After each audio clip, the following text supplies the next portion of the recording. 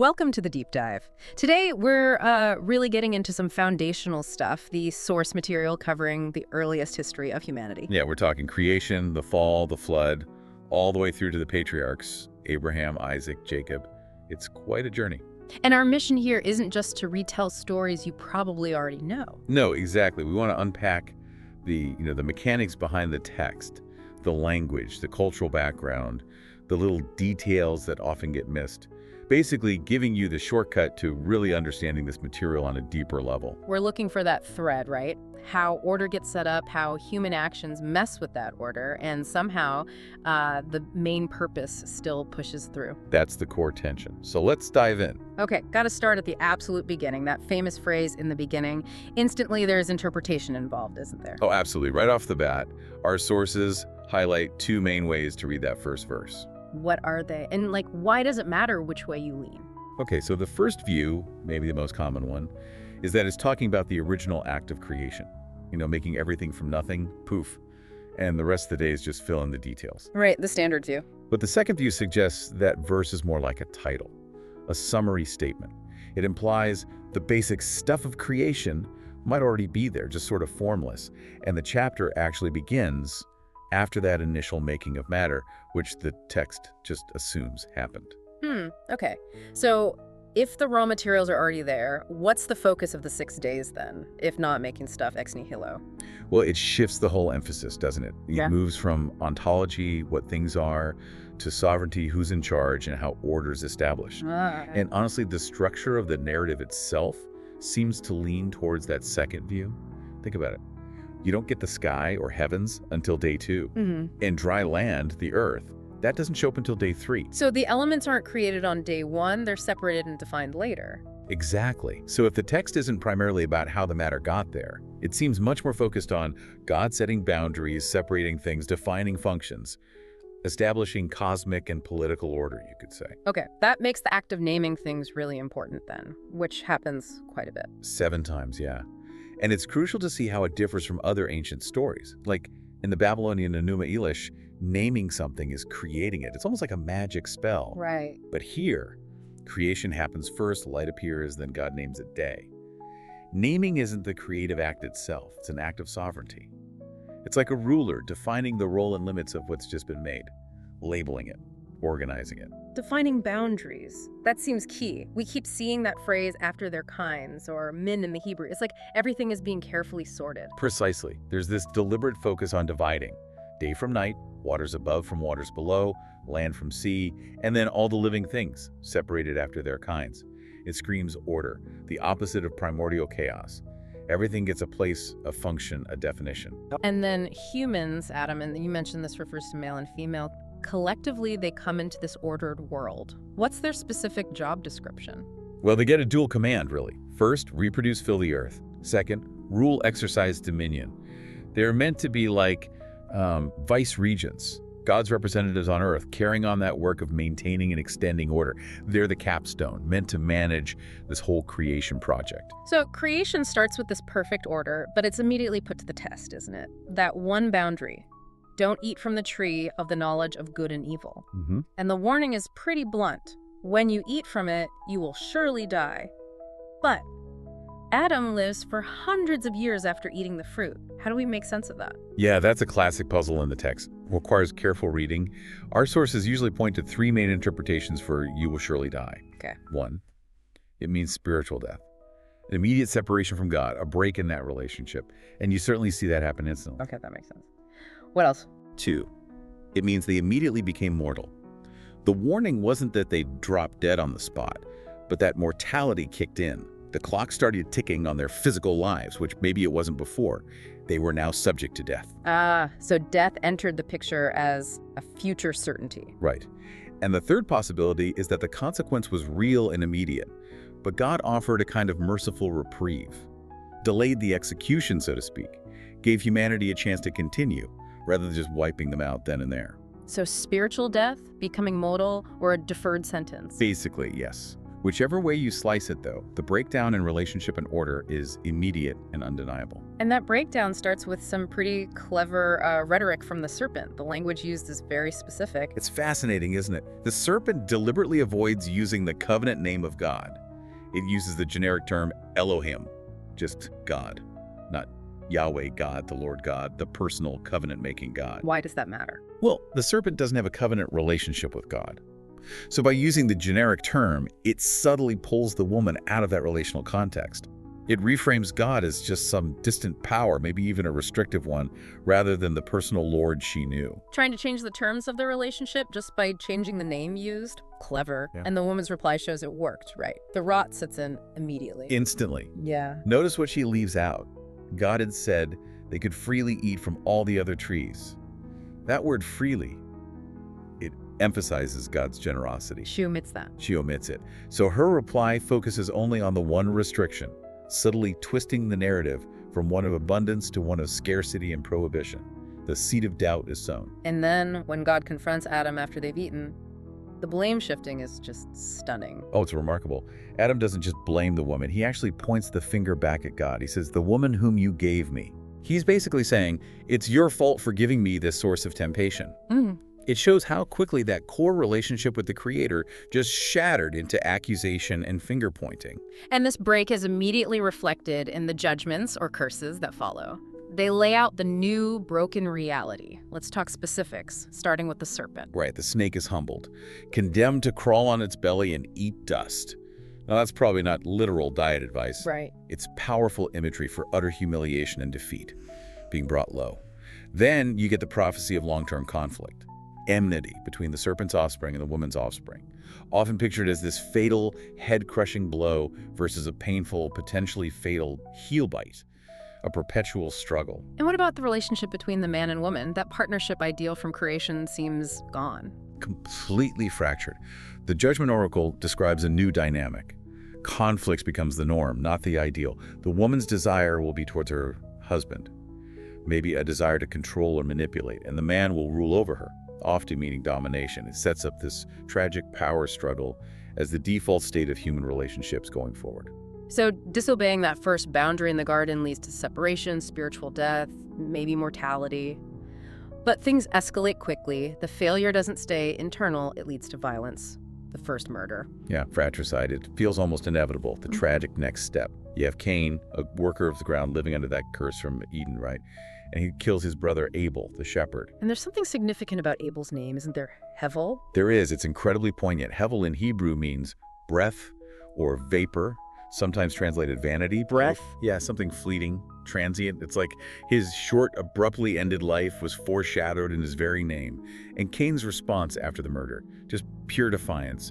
Am I my brother's keeper or guardian? A total rejection of responsibility. This is the new human norm. And from that one murder, the narrative just zooms out to show corruption spreading everywhere. The description of the world before the flood is stark. It's terrifyingly absolute. The text says, every inclination of the thoughts of their minds was only evil all the time. Just let that sink in. Only evil all the time. It's the ultimate irony, isn't it? They wanted the knowledge of good and evil, and the result was just evil dominating everything. Total moral collapse. And part of this collapse involves those mysterious figures, the sons of God marrying the daughters of humankind. This passage sparks a lot of debate. Why so many different takes? Well, the phrase sons of God is ambiguous. That's the main reason. You basically get three major interpretations that have developed over time. Okay, what are they? First, and this has ancient roots, supported by texts like Job, is that these were angelic beings, fallen angels maybe, taking physical form and marrying human women. This view kind of explains the extreme wickedness that followed. Right, a supernatural corruption. Second view, it's talking about lineage. The godly descendants of Seth, the sons of God, intermarrying with the ungodly descendants of Cain, the daughters of humankind.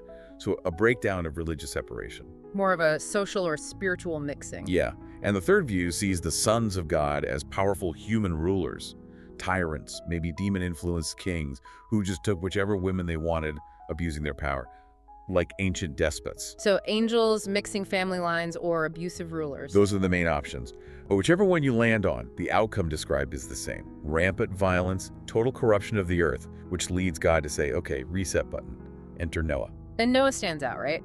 The text makes a point of contrasting him. Huge contrast. Yeah. He's called a godly man, blameless among his contemporaries. He's like the one flickering light left from that original ordered creation. And the scale of the response, the flood, Yeah. it's just immense. Oh, absolutely. Just picturing the ark itself, 450 feet long, 75 feet wide, 45 feet high. That's massive.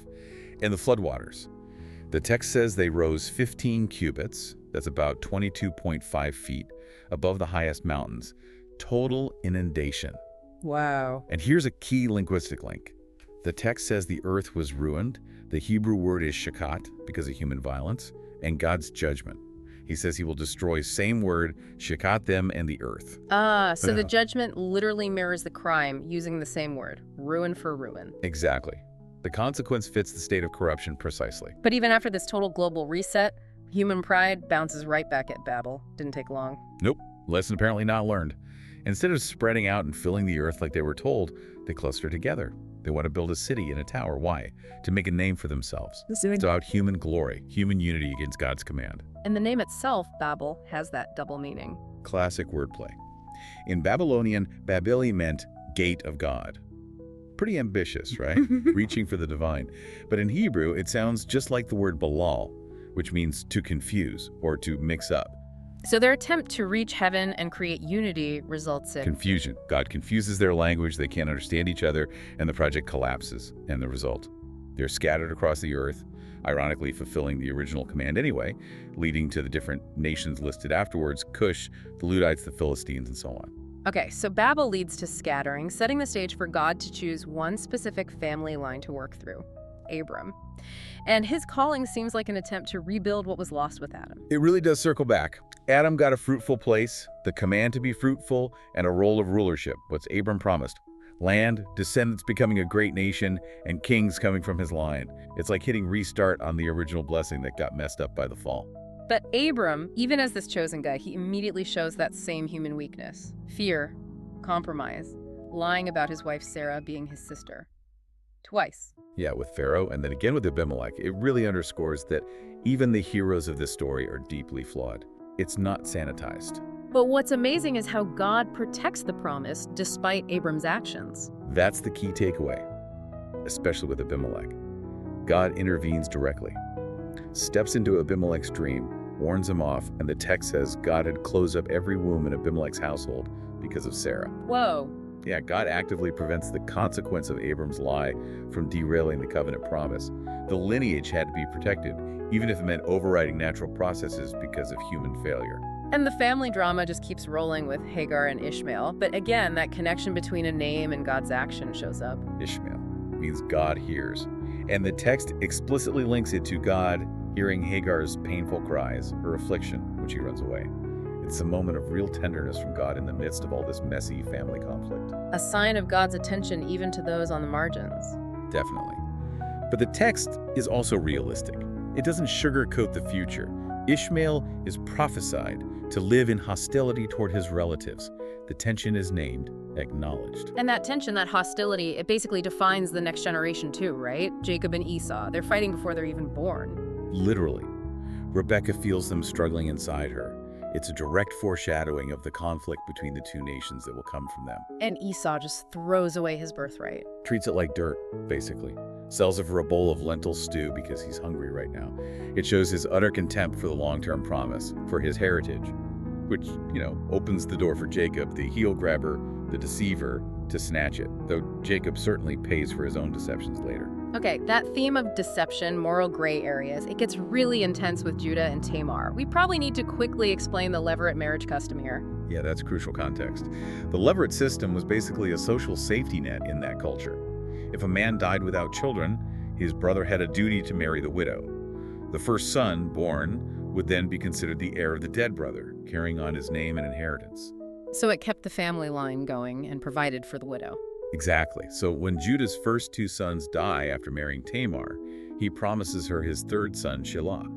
But then he gets scared and holds back, basically leaving Tamar in limbo, widowed, childless, with no future. He failed in his duty. So Tamar takes matters into her own hands. Drastically. Extremely drastically. She disguises herself as a prostitute, positions herself where Judah will pass, and tricks him into sleeping with her, taking his seal in court as a pledge. Which leads to pregnancy and near disaster for her. Right. When her pregnancy is discovered, Judah, thinking she's been promiscuous, orders her to be burned. But then she produces his pledge items. And Judah has this moment of stunning realization. He declares, "She is more upright than I." More righteous, even though she deceived him. Yes. Because her deception, however radical, was aimed at fulfilling the purpose of the Levirate law, ensuring the family line continued. His inaction, driven by fear, was actually the greater failure against the covenant and custom. It's a complex moral situation. And this whole winding, messy, often troubling family story, it seems to find its ultimate interpretation through Joseph, right? How does he frame all the bad stuff that happened to him? Joseph provides the perfect summary of this theme of redemptive reversal. After revealing himself to his brothers in Egypt, the ones who sold him into slavery out of jealousy and malice, he tells them straight up, "You intended to harm me, pure human wickedness. Yeah. But God intended it for good, sending me ahead of you to preserve life, to save your lives by a great deliverance during this famine." So you meant evil, but God used that evil for ultimate good. Precisely. He sees God's sovereign hand-weaving purpose even through their sinful actions. Human failure doesn't get the last word. God's plan for preservation does. Hashtag tag outro. That really seems to be the thread running through all these sources, doesn't it? Connecting the messiness, the failures, the outright sin within this family line back to that enduring promise God made.